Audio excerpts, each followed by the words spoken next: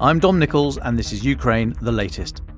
Today, we hear who Donald Trump has named as his envoy for Ukraine, and we have an exclusive interview with former British Prime Minister Boris Johnson. Bravery takes you through the most unimaginable hardships to finally reward you with victory. The first duty of my government is security and defence, to make clear our unshakable support of NATO and with our allies towards Ukraine. Kyiv stands strong. Nobody's going to break us. We're strong. We're Ukrainians. It's Thursday, the 28th of November, 2 years and 284 days since the full-scale invasion began. And today, in London, I'm joined by Francis Dearnley, our assistant comment editor. I started with the latest news from the battlefield. So in the early hours of this morning, there was a very large-scale missile and drone attack targeting energy infrastructure across the whole of Ukraine. A nationwide aerial alert sounded after Russia launched 7 Tu-95, the big Tupolev strategic bombers. Explosions were reported in cities including Kyiv, Kharkiv, Mykolaiv, Odessa, Lutsk and Rivne, those last two being about 250 km west of Kyiv. Now, local officials also reported strikes across much of the rest of the country. Serhiy Popko, the head of the Kyiv City Military Administration, said the missiles approached Kyiv from different directions. However, he did add that all aerial targets were shot down. Energy Minister Herman Helichenko said Russia struck a massive blow, his words, massive blow at the nation's power grid. And then Ukrenigo, who's the state grid operator, they enacted emergency blackouts in multiple regions to safeguard the network. I saw a fairly elegant description of why taking elements of the network down can help preserve the whole thing, but I didn't really understand it, and I'm looking for more information on it. But if you know quite why selective reduction of power usage can help, please let me know or point me in the right direction. Andriy Yermak, the head of Ukraine's presidential office, speaking this morning, said that Russia was deliberately stockpiling weapons, including arms from North Korea, in order to launch these mass attacks on cities and infrastructure. And Mr. Yermak said they stockpiled missiles for strikes on Ukrainian infrastructure for warfare against civilians during the winter. Now, Ukraine's Air Force said that Russian forces had used 3 S-300 anti-air guided missiles, 57 Kh-101 cruise missiles, those fired from the Tu-95 bombers, and then 28 Caliber cruise missiles, 3 Kh-59-69 guided missiles, and 97 other aerial drones. Ukraine shot down 76 of the Kh-101 and the Caliber cruise missiles, all 3 Kh-59-69 guided missiles, and 35 drones, another 35 said to be brought down by electronic warfare. So the majority brought down, but still things do get through. Across the country, at least five civilians killed, 25 injured. Now, a little bit more detail on yesterday's Ukrainian strike on Crimea. Reporting from the Institute for the Study of War, the US-based think tank, they're citing Russian and local Crimean sources that are saying Ukraine used Neptune anti-ship missiles, modified S-200 air defense missiles, and an unspecified ballistic missiles, along with the Western-provided Storm Shadows and at least 40 drones. Russian MOD said that they'd brought down 25 drones over the Black Sea and Crimea. Going to rattle on because we got a short one today. So straight over to you, Francis, please, for the political and diplomatic updates. Well, thanks, Dom. Before I dive into those updates, just a brief word about those Russian strikes on Ukrainian energy infrastructure. There's a lot of reporting, encouraged, I should say, by the language coming out from Moscow, that those ballistic missiles are retaliation for the US ATACMS and the Anglo-French Storm Shadow decisions that we saw last week. There are many, many reasons why Putin will want to encourage that kind of thinking, as it feeds into the escalation argument, which he believes deters Western support for Kyiv. But the fact is, Moscow has been bombarding Ukrainian energy infrastructure for years now. This is really nothing new, not even the scale. He hasn't escalated, aside from trying to show off that new intercontinental missile, which seemed to have little sizable impact when it hit Dnipro. It certainly wasn't really a game changer, and some experts even argue that this was the Kremlin trying to use up kit that was not especially effective. Now, yes, there are new missiles that are in usage at the moment, but the idea that this marks any particularly different or more devastating attack is simply not true. And I think that we should be very careful with some of the headlines that are used around this, because it is not an escalation or retaliation for escalation. The fact is that even if the world wasn't watching, this has been going on for a very, very long time indeed. Now, I should add that Kyiv's defence minister Umerov says that North Korean forces are actively supporting those attacks on energy infrastructure with the usage of their weapons and by other means. Interesting, given the fact that there still seems to be a hesitancy amongst Western leaders to really engage with the fact that North Korea is now actively deployed and working on Western soil. But the most significant news, Dom, of the past 24 hours is that Donald Trump has chosen Keith Kellogg, that retired lieutenant general who presented him with a plan to end the war in Ukraine several months ago, to serve as a special envoy for the conflict. Now, Kellogg was, as I say, one of the joint authors of the high-profile analysis back in June, which we analysed together, and I'll return to in a moment. But first, just to say that he is, in terms of summarising his overall picture, as Reuters summarise, a very significant figure in terms of US defence posture. He was the chief of staff for the White House National Security Council during Trump's tenure and national security advisor to the then Vice President Mike Pence. Trump tweeted yesterday that Keith has led a distinguished military and business career, including serving in highly sensitive national security roles in my first administration. He's also somebody who has been something of a talking head on the matter of Ukraine in the United States for many months now. And so he is somebody who is fluent in the subject. And I'll come back to that in a moment. But first, this report. So Kellogg's plan for ending the war, you may recall, involved freezing the battle lines at their prevailing locations and forcing both Kyiv and Moscow to the negotiating table. Under that proposed strategy, the US would tell Ukraine that it would only get more American weapons if it was willing to enter those talks. But, crucially, the US would at the same time warn Moscow that any refusal to negotiate would result in increased US support for Ukraine. NATO membership for Ukraine would also be taken off the table for the immediate future. Now, there's a lot more details in that report, but that's the essence of it. Obviously, though, there's a lot of room for manoeuvre within the parameters that have been set. What, for example, if Kyiv says yes to the idea of negotiations and Moscow says no? Does that then mean that Kyiv would immediately get lots more support? Quite possibly. So while one could argue that the philosophy of the plan is unlikely to please Kyiv, given that it would in practice see Russia gaining uncontested control of parts of eastern Ukraine if the negotiations were to conclude on the basis of many people's understanding at the moment, they might see there as being significant opportunities if the Kremlin rejects the prospects of negotiations outright, which is possible given that they have the momentum and that this remains a largely ideological war, as we've talked about many times before. So a lot is in flux here. We shouldn't see it as a done deal that there are going to be negotiations. And I think that was one of the biggest takeaways for me from being in Ukraine, is that people were very, very clearly stating that the idea of sitting down within a month and discussing negotiations, peace talks, ceasefires, whatever, is a massive ask, because many in Ukraine are not ready to do that. And indeed, the pathway to getting there, when Moscow is demanding so much more than it currently holds, is incredibly difficult indeed.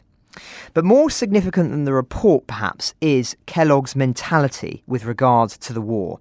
And that is, too, arguably more positive for Kyiv.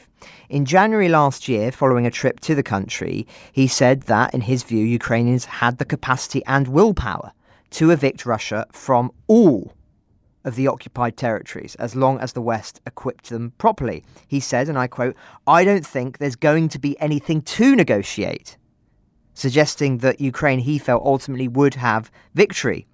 He also said in those interviews that he speaks to many Ukrainian officials and understands the strength of feeling.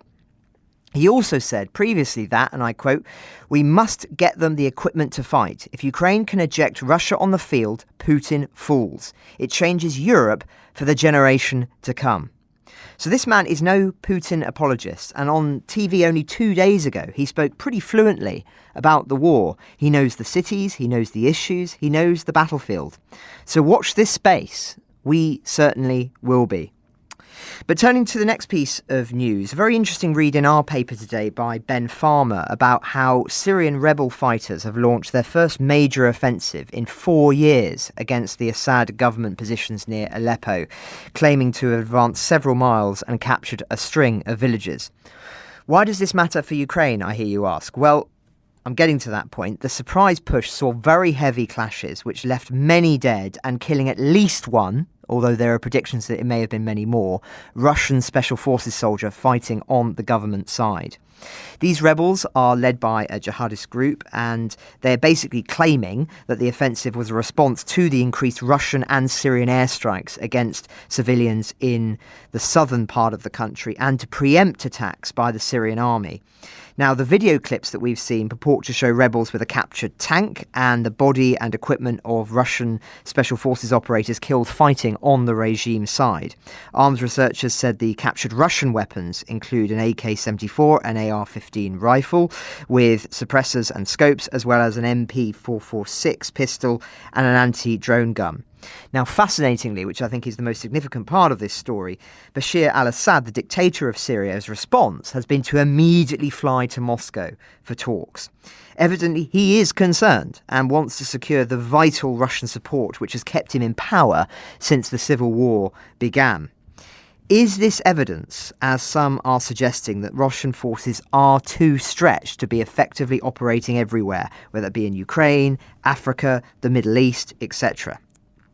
Perhaps. Regardless, it is worth mentioning here, as it shows how Moscow is not just facing pressure in Ukraine, it is facing pressure on multiple fronts. And I think it speaks volumes that Assad is keen to get to Moscow as soon as possible, perhaps to assuage concerns or indeed to quite possibly try and ask for even more support from Moscow, which indeed may be a big ask given the situation that Moscow faces at the moment in Ukraine. But just lastly, Dom, a significant conversation between President Zelensky and the new NATO Secretary-General Mark Rutte took place yesterday after our broadcast, where the former said that the key commitments from NATO's July summit in Washington, including air defence systems and other military support, has not yet been fully implemented. He said, and I quote, "This significantly affects the motivation and morale of our people," and went on to talk about Russia's use of ballistic missiles and urging NATO partners to provide specific air defence systems that are readily available. To carry on, Zelensky said the recent authorization of long-range strikes against military targets in Russia has helped, but the pressure on Russia must be maintained and increased at various levels. Now, I just mentioned this here to wrap up this segment because I expect that those kinds of calls are only going to increase as winter hits Ukraine. I forgot to mention yesterday that the weather in the country during our visit was still fairly mild. We saw some snow in Kyiv, but then the temperature leapt up the next day to being pretty mild, and it was a similar story in Kharkiv. And while there is some air defence over the latter, as I described hearing in yesterday's episode, it's relatively insignificant compared to what Kyiv has, for instance. Hence why it is largely luck of the draw as to whether your part of town is going to be hit or not. All you can do is prepare for the worst. It's not as if you can expect drones to be shot down. So lots going on, Dom, a significant 24 hours. That's where we are as of 1 o'clock London time. Just a few comments from me. Been quite a busy 24 hours since we got back. Quite looking forward to an early knockoff. But anyway, there we go. Yesterday, I interviewed Estonia's Foreign Minister, Margus Tsahkna, on Donald Trump, for example. He said Donald Trump is listening to allies very carefully about Ukraine and what he may be able to do about what Mr. Tsahkna said was the evil part of the world. He said Donald Trump has the opportunity to be the Churchill of our times and says that Europe just simply didn't take the threat from Putin seriously in the recent past. We talked about a few other bits and pieces as well. I'm going to beg, borrow and steal an audio engineer to get that one turned around, but that was a very interesting interview. And then finally, just one to stick on your radar. I've checked with Roland. I don't think he covered this on Monday or Tuesday, but it's just worth noting that John Healey, Britain's Defence Secretary, he christened this new group, this E5. I heard about this thing, the E5. I was thinking, what on earth is that? It's Britain, Germany, France, Italy and Poland. It's not a defence grouping because the political side of it met in Warsaw last week, I think, and these defence secretaries, defence ministers, met on Monday in Berlin. So there's this, maybe because of some countries such as Hungary and the likes of Robert Fico and what have you, who are possibly the sea anchors on the dinghy of NATO manoeuvre over Ukraine. This new grouping, this understanding, it might be the emergence of this coalition of the willing that we've been calling for years and years. So keep your eye on developments around the E5. And I'm going to have a cup of tea with Mr. Healey in 2 hours' time, so I will be asking him about it then. Keep your ear out for the interview with Margus Tachner, if I can beg an audio engineer to do me a solid. And do hang on for that much long-awaited, much anticipated interview with Boris Johnson. It was all on camera for about nearly an hour. Even I was able to hold my stomach in for about an hour on camera. But Francis, your final thought, please, and any little teasers? What did you take out of Boris Johnson's interview yesterday? Well, it was very interesting, as you say, Dom, that he was as passionate as one might expect, but given the circumstances, you never know. He was talking about his memoir and you weren't quite sure whether he'd want to stray into other subjects. But no, it was very Ukraine focused. It's probably the most prime ministerial interview I've ever heard from Boris Johnson. Very little room for humour. He was deadly earnest in what he was saying. And so for that alone, it's worth listening to. I thought it was an insight into what Boris Johnson is likely to be like behind closed doors when talking to politicians and isn't, as it were, putting on the outward show that people know so well. But you mentioned the country of Hungary there, Dom, and from Hungary to Hungary, several listeners have written in asking whether you ate any pizza on the trip and whether I was following hostile environment training advice and munching crisps on the night train again. Well, you may be shocked to learn at home that I ate no crisps on the night train this time around, but Dom, meanwhile, was munching away like there was no tomorrow, including a flavour of crisp I had no idea even existed. Crab flavour. Imagine that. You're crawling around on the seafloor, minding your own business, when a fisherman picks you up, turns you into a crisp, and you end your days in Dom Nicholls' stomach on a night train to Kyiv. Also, I should add, while I thankfully fell asleep while all this was going on, it turns out Dom is a really sore loser in children's card games. Whenever I was stirring up from my slumbers, I heard Dom jabbering away about how he'd been wronged in the previous round of Dobble. I'd never even heard of Dobble, but you'd think it was the most important game in the world with the way that Dom was going on about it. So pity me, listeners. This time, it was me to be on the receiving end of being woken up in the middle of the night with stuff going on. But do let me know the weirdest crisp flavour you've ever encountered. As far as I'm concerned, you can't go wrong with salt and vinegar, but that is just my opinion.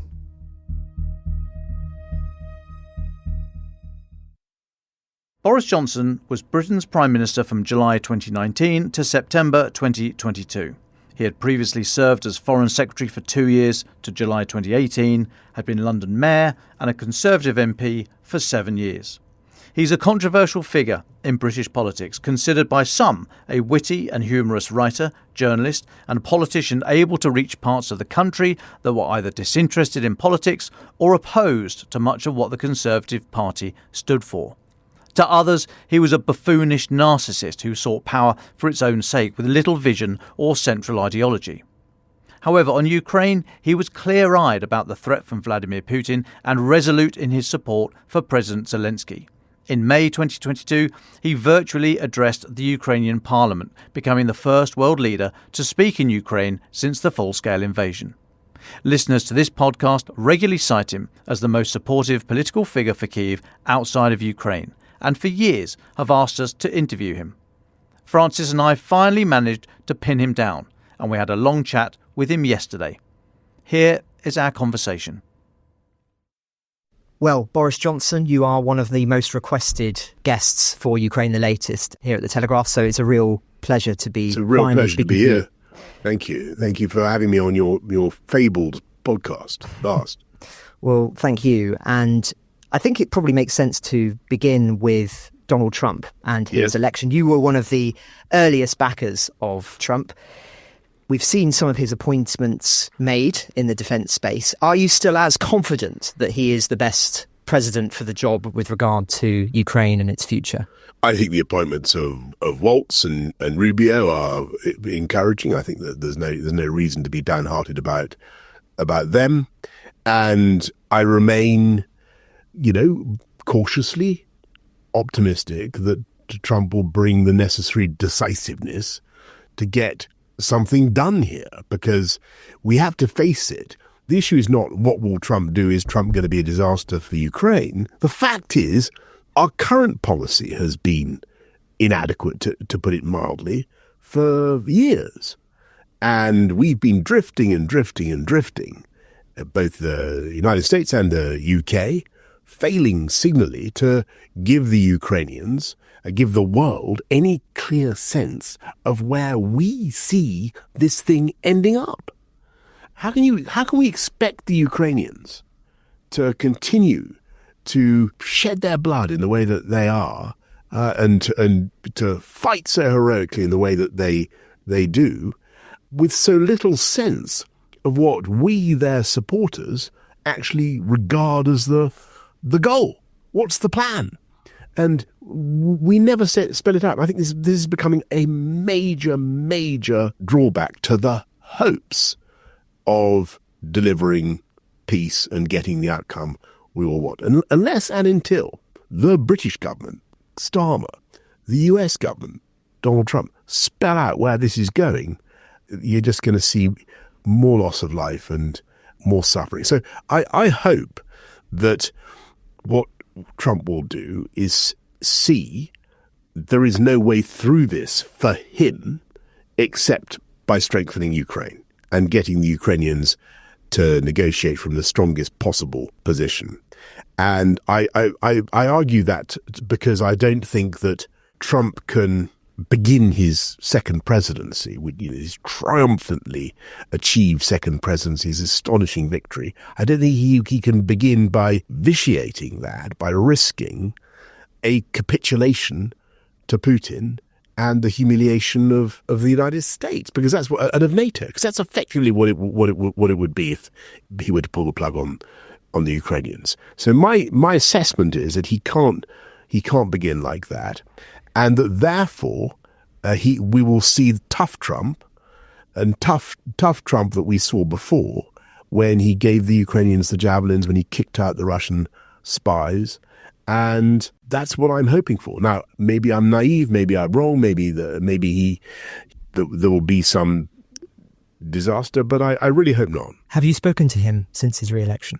Yeah, of course, but he's the great thing about the president-elect is that he listens to a lot of people, and his style of government is very much to listen, to soak it up, to listen to quite wildly differing points of view, and then to take a decision. So I couldn't tell you now that I know what he's going to do. I have some instincts about the things that I think interest him, but it's still not clear.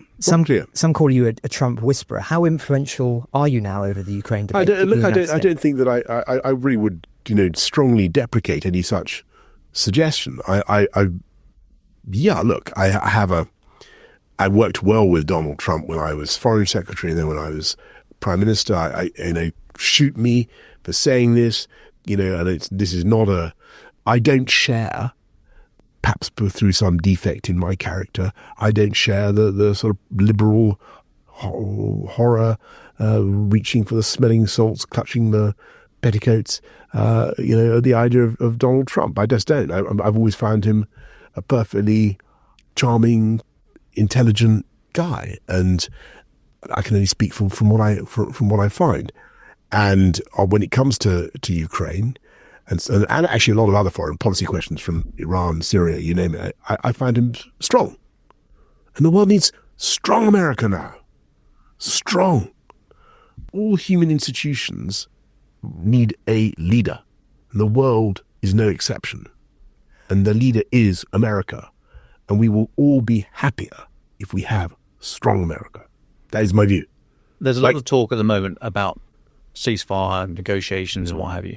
Do you think any final deal, if there was a ceasefire negotiation, any final deal should be put to the Ukrainian people in a vote? Or do you think instances and issues of such international importance with such nuance shouldn't be risked or reduced to a binary yes-no vote? Well, Dom, you've just been to Ukraine, and I haven't been there for a couple of months now, and I'm sure your feeling for what's going on is much fresher than mine. But I think that passions run very high in Ukraine, and my impression is people who've been fighting and dying for almost 3 years. Their suffering has been immense. I don't think they're going to want something imposed on them that they don't accept. I think if anybody tries to do that, they won't accept it, and that would be a recipe for disaster and mutiny. Now, I've just interviewed Estonia's Minister of Foreign Affairs, and he said in terms of security guarantees that might be part of any future deal, the only guarantee in town is NATO Article 5. There is nothing short of it. We've got bilateral agreements, but he didn't say this, but effectively it's Article 5 or bust. I mean, is that your view? Yes. And is there, what would be your view then of any ceasefire that included NATO troops, UK troops, but maintaining some UN-endorsed ceasefire? I think the British government needs, Macron, to be frank, has been saying more interesting stuff than the Labour government at the moment about this issue. And yes, I think that we need to be spelling out what kind of security guarantees we think are appropriate. And I agree very much with our Estonian friend. The only thing that really works is a NATO Article 5 guarantee. That has kept the peace in Europe for 80 years. It's the reason the Baltic states are in NATO. It's the reason that the Poles, the Hungarians, the Czechs, the Finns, the Swedes are now in NATO. Now, all of those countries, I think with the possible exception of Sweden, the reason they're in NATO is because they have direct, traumatic memories of Russian invasion, right? And now Ukraine has it. There's only future for Ukraine, having gone through this carnage, this abominable cruelty for so long now, 3 years. The only long-term solution is to give them that protection. And the question is, how do you socialise that with the NATO membership? How do you get... And what you can't do is do what the British government is currently doing, which is go around saying, nobody wants NATO membership, we can't even talk about it. It's pathetic. It's pathetic. It's up to... We helped to begin the North Atlantic Treaty Organisation, this country. We should be leading. We should be spelling out... This is where I get back to my opening answer to you. We should be spelling out the parameters of the end state for this. And they have to be a free, independent, sovereign Ukraine that is embedded in Western security architecture. Now, for my money, that has to be NATO. I don't see any alternative. Now, you ask, what would be the UK commitment? Well, I think we should, I hope this would something that appeals to President Trump as well. It would be a commitment that is very substantially funded by the Ukrainians themselves. So I think we should certainly be putting troops in to backfill. Absolutely. British troops. Yeah. I think in the areas, I don't think we should be sending in combat troops to take on the Russians, but I think as part of the solution, as part of the end state, you're going to want to have multinational European peacekeeping forces monitoring the border, but also helping the Ukrainians. And I cannot see that such a European operation could possibly happen without the British. We've got to be there. That's a long day's march from the UK sending troops to fight Russians, as I said. But that's got to be part of the package. I think when it comes to funding the whole thing, Well, there is this $300 billion, the frozen Russian assets. Why on earth haven't we liberated those and started to use them for the protection of Ukraine? In the long run, Ukraine's actually a very rich country with enormous potential.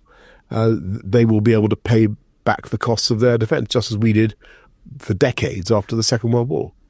Let's go to the period of your time as Prime Minister, which of course you describe in your book, Unleashed.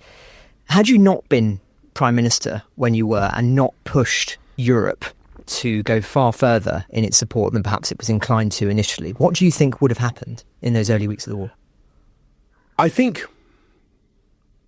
that the Ukrainians would have done what they did. They would have fought on, and I think that they would have been heroic in expelling the Russians from Kiev and from Kharkiv and Kherson. But I think it is possible things would have been slower, and then we wouldn't have got as much munitions, as much weaponry to them as we did in quite a short period. And if you look at it, the UK kind of broke the taboo on the lethal weaponry in Europe with the Javelin, with the NLAWs, and we broke the taboo on heavy armour with the tanks, with the Challengers, and we were really out there in front. So I think that did make a difference psychologically to the European response. I think that the Ukrainians would still have fought, and one thing I really do want to demolish, and I'd love your assistance in this because it is such a lie, is the idea that the UK was somehow instrumental in preventing a peace agreement in April 2022, 2 months after the war. When you went out there. When I went out, I can assure you it is an absolute steaming, stinking lie. There was no way that Zelensky could have agreed to anything like the terms that were on offer in Istanbul. They involved turning Ukraine into a slave state, basically, the Russians controlling the size of the Ukrainian army, the Russians keeping huge tracts of Ukrainian territory. There was no way. I mean, but I wish to assure you, I never discussed any of that with Zelensky. That wasn't the purpose of my trip at all. But I can assure you, even if I had raised the question of the Istanbul talks with Zelensky, there was no way they were going to do a deal, whatever we said, and I certainly did nothing to frustrate any such agreement. There was no. I don't think any Ukrainian president could have agreed to those terms without the risk, frankly, of being removed by his own people at that stage. And don't forget, at that stage, if they'd done a deal, they would have left the Russians in control of huge quantities of their territory. So the whole thing was a nightmare for Ukraine. But that is what the Kremlin now tries to blame me for, what the failure of the Istanbul talks. I'd be very grateful if with your researchers you could. It is total nonsense. If you talk to the Ukrainians themselves, they will say that it's nonsense. There was unfortunately, one Ukrainian negotiator who said something that could be construed in that general sense, but he wasn't. I mean, he's later corrected it, but it was total nonsense. I mean, we'd love to be able to try and set the record straight, but we've been sanctioned by Russia as well, so we're not allowed in there to. I keep ringing the embassy here. I try and talk to someone, they just hang up on me. Is that right? So the chances of us getting an interview with them are slim. But I mean, there's no point in talking to the Russians because you just get a pack of lies. But if you talk to the Ukrainians, they will confirm it. I mean, they were going to fight whatever we said, and there was no way they were going to do it. There was no way in April 22 that they could do a deal. What they needed to know was that we were going to continue to back them, and that was morally the right thing to do, and continues to be. Staying on Russia, you of course have had many phone calls with President Putin. You're also somebody fascinated by the Second World War. Do you see him more as a Hitler or more as a Stalin? I don't know. I think he's more of a Hitler because I think he uses the same sort of twisted version of history. He talks the same sort of tripe about the historic entitlements of his people to other. Says that privately as well, not just other people's territory. Well, it's in his essay about Ukraine. And the all the sort of guff about protection of Ukraine, protection of Russian speakers and Russian culture and all this sort of stuff. This is straight out of Hitler's playbook. If you look at Hitler's justifications for invading the Sudetenland and all the rest of it, it's exactly what he used to say. The Germans are being oppressed, and we must blah blah blah. It's a nightmare. But and like as with Hitler, unless he is resisted, it will get worse. But to say that he's a Hitler does mean that there are risks, surely, attached to what would happen if Putin fails. Because Stalin, if he failed, he would operate in terms of realpolitik, he'd assess his options, and then he would do the most sensible, pragmatic thing. Hitler was somebody so committed to his ideology that he would rather see Berlin burn than to be defeated. How do you read that into Putin's thinking? What do you think would happen if the war really did take a bad turn for the Russians? Well, I think that I certainly think he would find it intolerable if there were a serious assault on Moscow, and that's where it would send him over the edge. But for the Ukrainians to take back their territory would not be, in my view, something that Putin could not manage. He controls the organs of opinion in Russia. The Russians. They don't particularly like this war, but on the other hand, they don't want their country to be humiliated. What they will accept is, I think, their leader telling them, well done, the special military operation has been a triumphant success, and we've successfully got rid of all the Banderist Nazis in Ukraine, and we've done our job. And we now have a new treaty of friendship and peace, and that's it. And I think he could pull out, and you'd get away with it. And I honestly think that he has, because he's a dictator, because he shoots journalists, because, as I say, he controls the organs of opinion, he has much more space to maneuver than the Democrat, who is genuinely exposed to Zelensky, who is genuinely exposed to the need of his population to feel that their sacrifice has been worth it and that they have an independent country. You mentioned President Zelensky there. We know, and you've been open about this, that many of your interactions with him take place over mobile phone, WhatsApp. How does war by WhatsApp change things, do you think? Has it been a strength or a weakness of how this war has been fought? I think it's a very useful tool of communication, but it's no substitute for going there and talking to people face to face. What kind of interactions do you have with them? How frequent were they at the peak times of the war? Oh, I mean, I can't remember, but pretty often. And I always see him when I'm there, and sometimes communicate now directly when there's something big's going on. But I try to.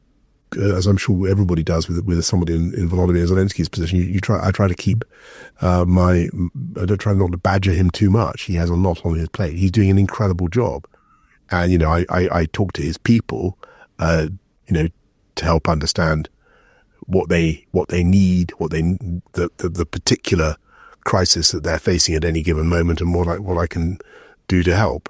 You have to just to think for a moment what Zelensky and his team have been through, the bravery, the consistency, the physical and moral resilience they've shown in the last 3 years. Just imagine having to keep going, get up every morning and, explain to the Ukrainian people what's happening, but also keep the imaginations of the rest of the world alive to the horror of what's going on in Ukraine.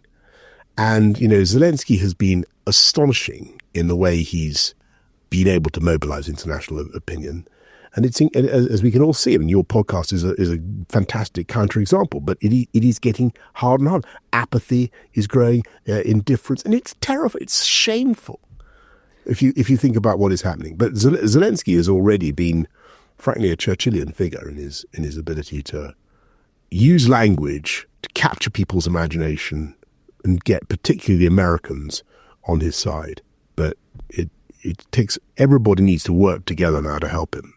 I accept that leaders don't need badgering; they've got enough on their plate. But occasionally they need a little nudging. Would you say that our Prime Minister now, Keir Starmer, could do with a little bit of nudging? We don't hear an awful lot from him. Yeah, about Ukraine. I mean, absolutely. Has he got a problem with his Foreign Secretary, for example, David Lammy, who made those comments about Donald Trump? Surely that's a compromise too far for a Foreign Secretary. Do you think we should be hearing more from the political leadership here about how this docks into the wider picture? Yeah. So when I was Prime Minister, Labour was always just tucked in behind us, and they were basically fine on Ukraine. And I've got a lot of respect for John Healey, who I think is a serious guy and a good defence secretary. But, the British government, I'm sorry to say this, is now not viewed in Kiev anymore as being their number one European champion. And that is a shame. And, you'll have seen evidence that I'm not telling you anything you don't know. I feel that's a real shame. And why was that? And what can he do? Well, I think that we didn't say enough we didn't move on the missiles issue for far too long. The Storm Shadow thing. I spoke earlier about how we'd broken the taboos on shoulder-launched anti-tank missiles and heavy armour. We could have broken the taboo on Storm Shadow. We could have forced the pace. This is now ages and ages we've been waiting. Ukraine has been waiting for their positions in around in the Donbass area, the east. They've been absolutely, pulverized by these blooming glide bombs, and we could have helped earlier. But you can't dismiss the counter-argument about escalation. No, I do dismiss completely. I can dismiss. Not only can I do. Okay, so you think that there's any really explanation of the argument that Putin will resort to nuclear weapons is hogwash? I think it's hogwash, and I think that we collaborated with the Russians in 1994 in depriving the Ukrainians of nuclear weapons, which would have protected them from the horror of what's happening now. And if they'd kept a nuclear deterrent, they would not be being murdered in their beds by Putin right now. And we were part of that, and we signed the memorandum, admittedly rather weak commitments to just raise it in the UN or some sort. It's not really a security commitment to come to the aid of Ukraine, but we're morally responsible for their predicament, right? We're morally responsible for their predicament. We helped to create this nightmare where they can be invaded by a nuclear state. I don't for a minute believe that Putin would use nuclear weapons against Ukraine. And I give you several reasons for that.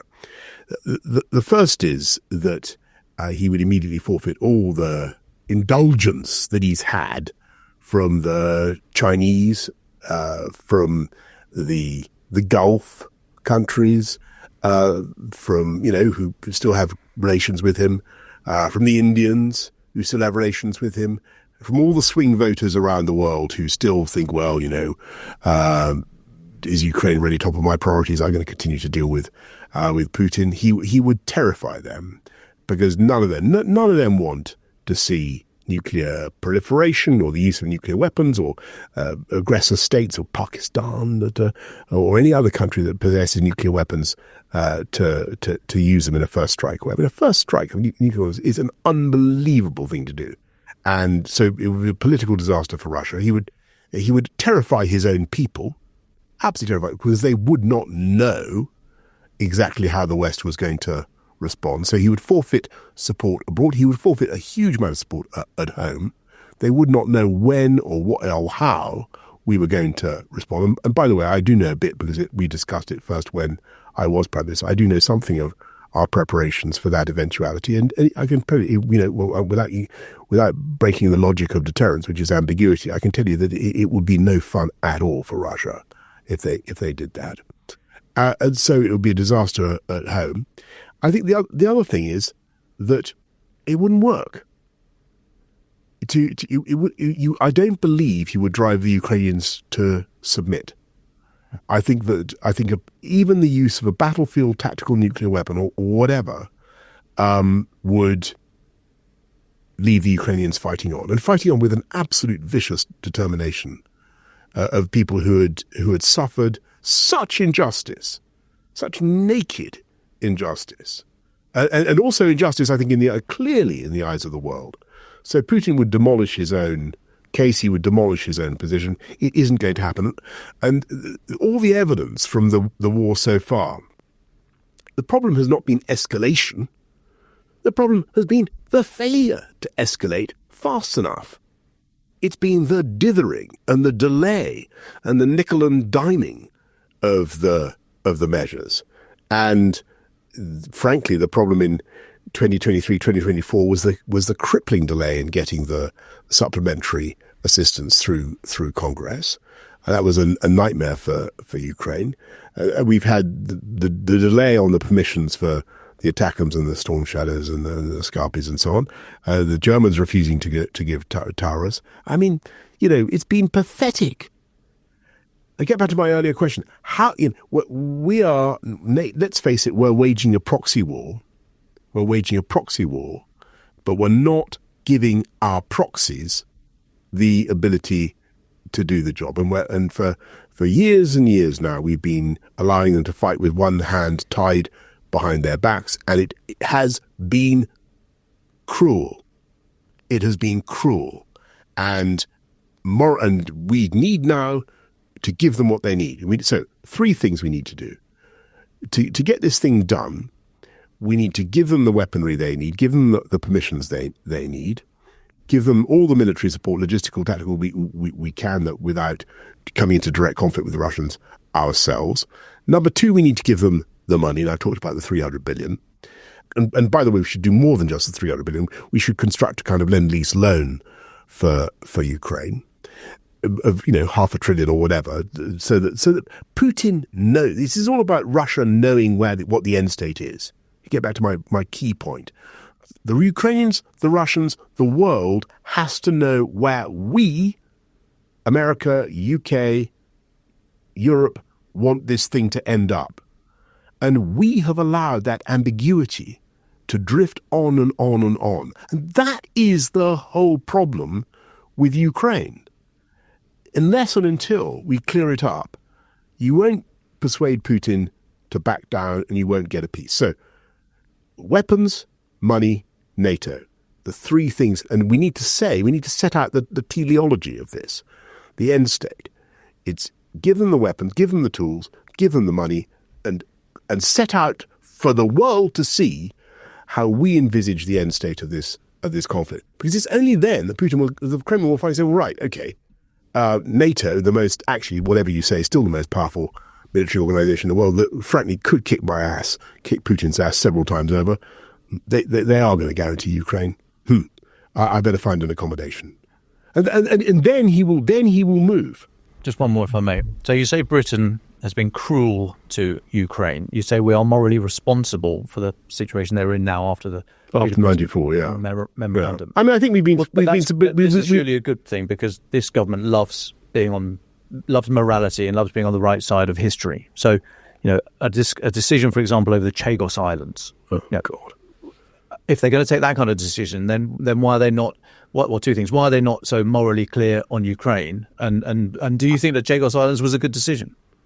Well, I think that the Chagos Islands decision was completely abominable. I can't see any justification for it whatever. But it was moral clarity. In terms of moral clarity, the Chagos Islands are British. The Mauritian claim to the Chagos Islands is entirely spurious. If you look at a map, Mauritius is 1,300 miles from Chagos, and one of the most hysterical things about this business is that the left always used to claim it was about the right of the Chagossians, a lot of whom are now living in Croydon and other salubrious places.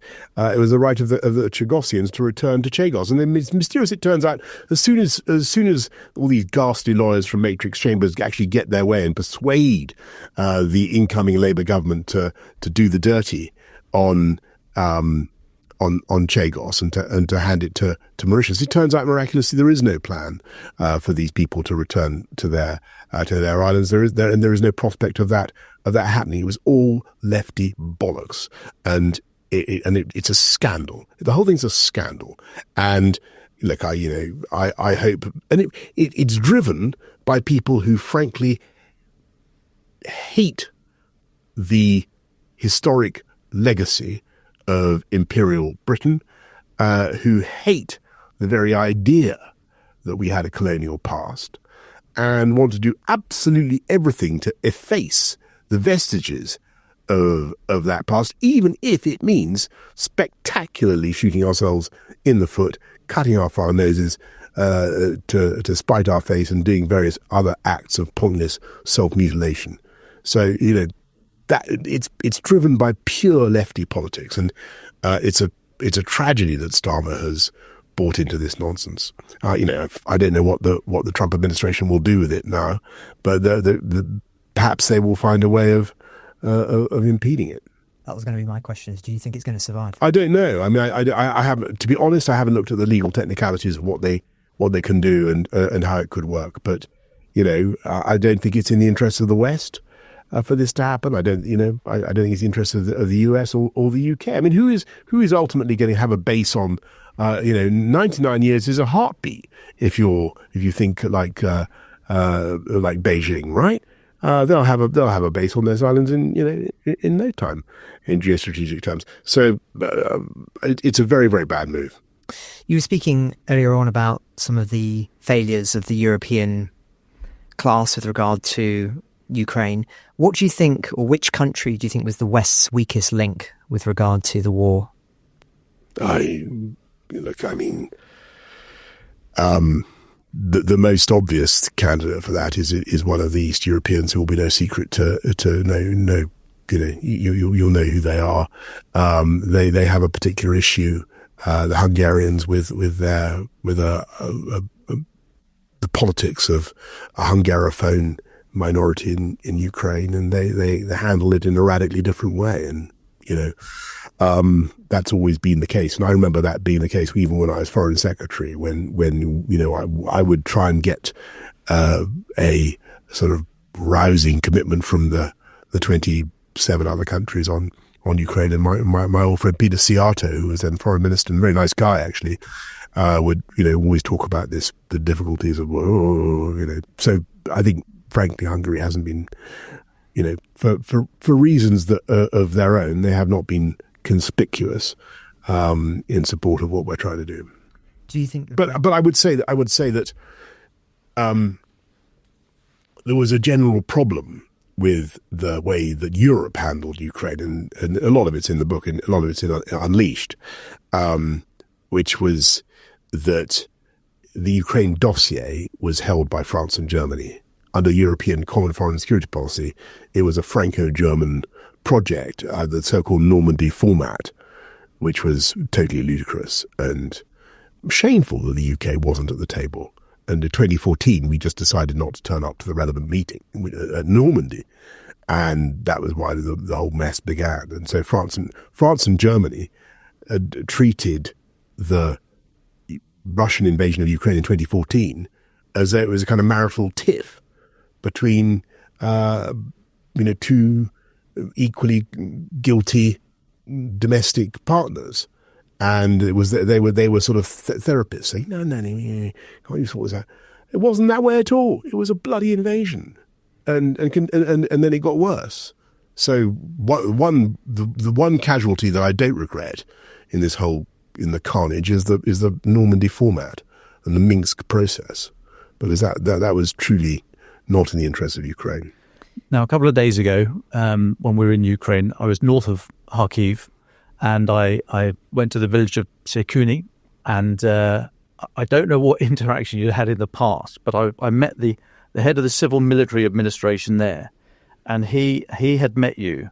Or somehow he showed this wonderful video that you gave him. Now that Vladimir Putin has resumed his criminal, unnecessary, barbaric attacks on your region of Ukraine. And I just want to say two things to you. Number one, how deeply we admire your bravery. Number two, you are going to win. I look forward to coming to see you as soon as I possibly can.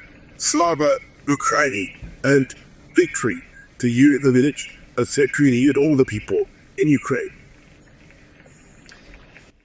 So he made a I do remember that. pointed that out to us. He was delighted with that. He made a point of raising that with us. And Yes, and I haven't yet been to his village. I will go if I possibly can. Where did you go to Sekrini? What's it like?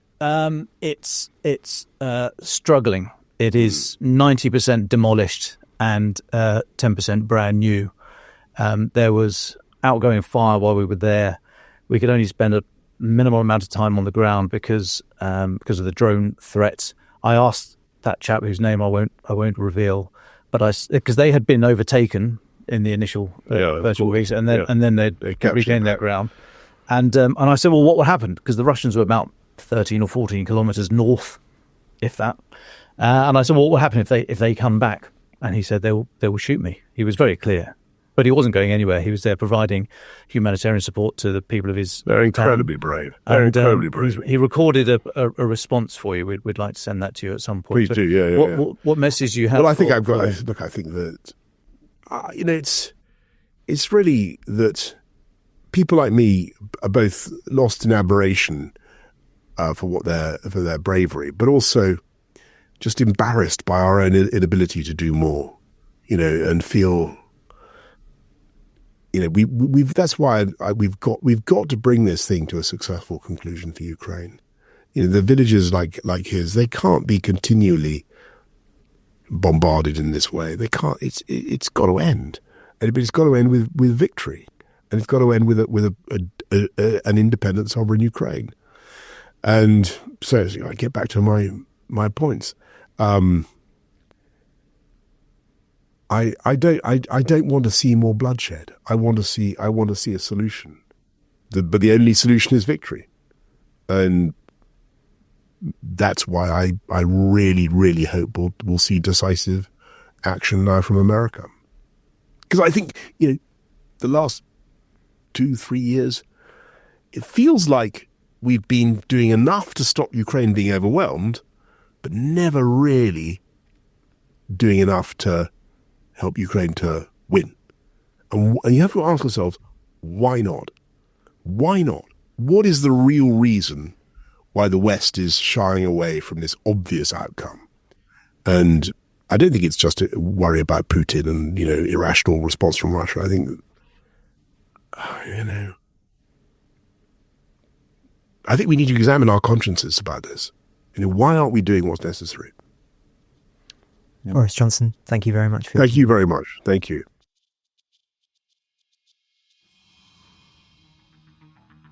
Ukraine the Latest is an original podcast from The Telegraph, created by David Nicholls. To support our work and stay on top of all of our Ukraine news, analysis and dispatches from the ground, please subscribe to The Telegraph. You can get your first 3 months for just £1 at www.telegraph.co.uk/Ukraine the Latest. Or sign up to Dispatches, our foreign affairs newsletter, bringing stories from our award-winning foreign correspondents straight to your inbox. We also have a Ukraine Live blog on our website, where you can follow updates as they come in throughout the day, including insights from regular contributors to this podcast. We also do the same for other breaking international stories. You can listen to this conversation live at 1 p.m. London time each weekday on X Spaces. Follow The Telegraph on X so that you don't miss it. To our listeners on YouTube, please note that due to issues beyond our control, there is sometimes a delay between broadcast and upload, so if you want to hear Ukraine the Latest as soon as it's released, do refer to podcast apps. If you appreciated this podcast, please consider following Ukraine the Latest on your preferred podcast app and leave us a review, as it really helps others find the show. Please also share it with those who may not be aware we exist. You can also get in touch directly to ask questions or give comments by emailing ukrainepod@telegraph.co.uk. We do continue to read every message. You can also contact us directly on X. You can find our handles in the description for this episode. As ever, we are especially interested to hear where you are listening from around the world. Ukraine the Latest was today produced by Phil Atkins. Executive producers are Louisa Wells and David Knowles.